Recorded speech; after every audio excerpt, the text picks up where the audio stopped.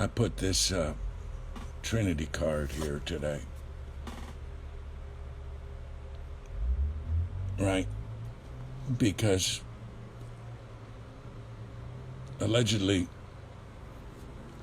part of the triangle of the NWO has been released. And with the Saudis coming in agreement with Trump, he did the ritual with the dance and the sword. And so the bottom's falling out of the NWO, which meaning I'm told that the cabal deep state is days are numbered. I don't know if it's days, weeks, or months, but a lot of it is being changed. And so now we're looking at the consequences and coping with all the consequences of the pandemic. And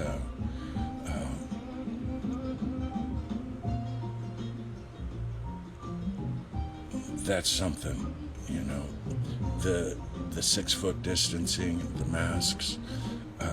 I beg you, relatives, wear your mask when you go into your corner store, your convenience shop. But don't go walking with it down the road with nobody there. I see so many. I'm in an interesting location.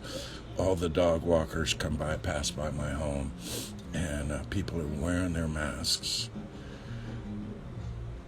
going down the road with nobody else on the sidewalk. Your relatives, we're poisoning ourselves. It's part of the strategic plan.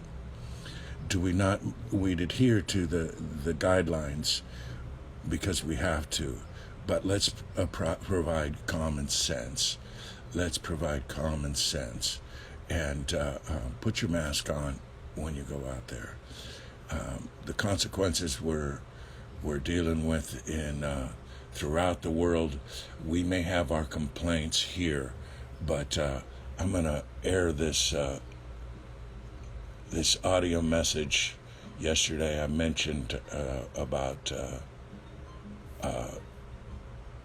the nephew in Kenya, and I'm going to play his audio message.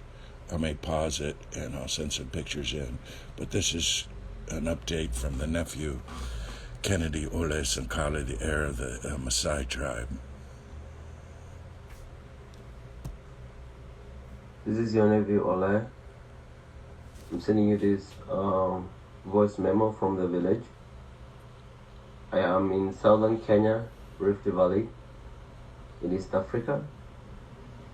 And just like the rest of the world, we are in total confusion, and a lot of people are suffering because of the effects of COVID-19.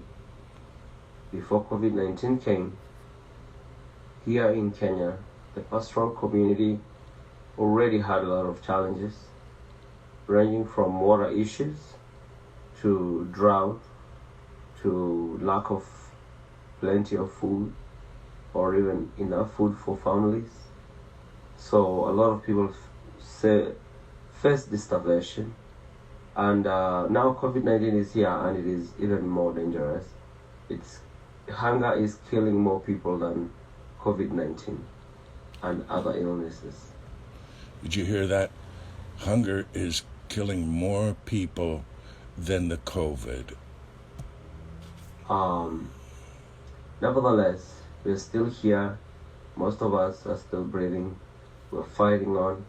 We are doing everything we can to help others and to encourage everybody to do something to keep going. We're just coming from a burial of my uncle yesterday. He died of COVID-19 3 days ago, and we buried him yesterday exactly 45 hours after his death. This happened 1 week after my grandmother died of COVID-19 as well, and most of us in our family were taken to quarantine, and we were just allowed yesterday to come and bury our uncle. We are back now to quarantine, and we're going to be here for the next 3 days. Fortunately, myself and my younger brother and a few of other family members, we don't have COVID-19, but it's from the time you're tested to 14 days, you're supposed to stay in quarantine.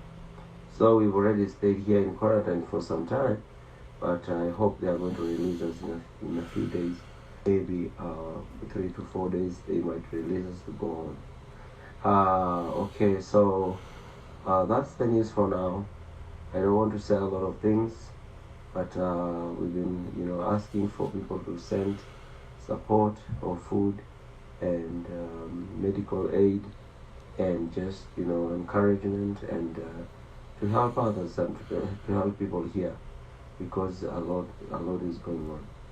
The people who are affected the most are the elderly and the sick people and the old women and those who are not able to go out to vent for themselves, and they have to stay home and wait for somebody to come and help them.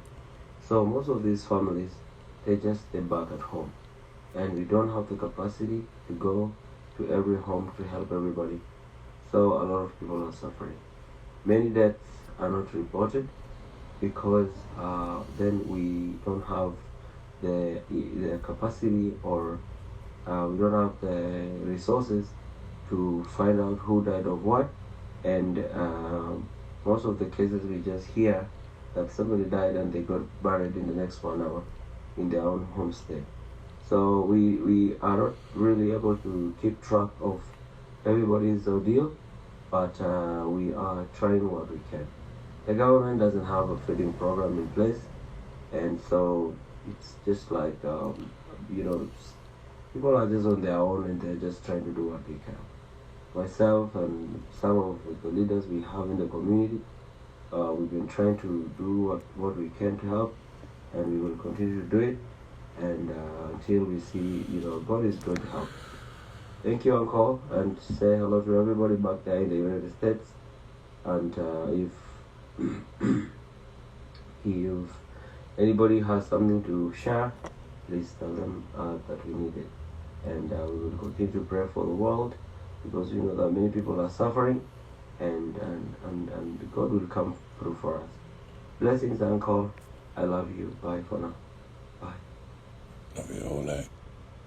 So, we heard it there, that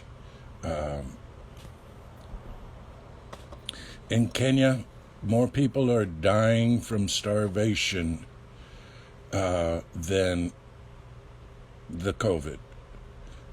I shared this again yesterday with others, that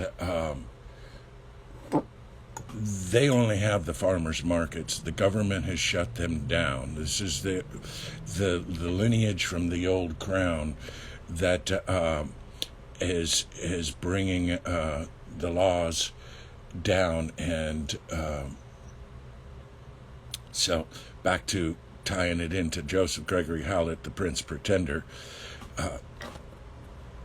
I pray that once these things settle down and he's placed in a position, that all those things that were signed and deals that are arranged by the crown, which are all invalid at this time because of the illegitimacy of the crown, that they can be rectified, and that the influencing the new leadership to be in support of the indigenous being, and allow that to be brought back into harmony. Because if the indigenous being is not in harmony, then the planet is not in harmony, because we know that the spiritual mind, I say indigenous, the spiritual mind, the spiritual beings, those in harmony with the planet, are not there, how's those that aren't connected to the divine?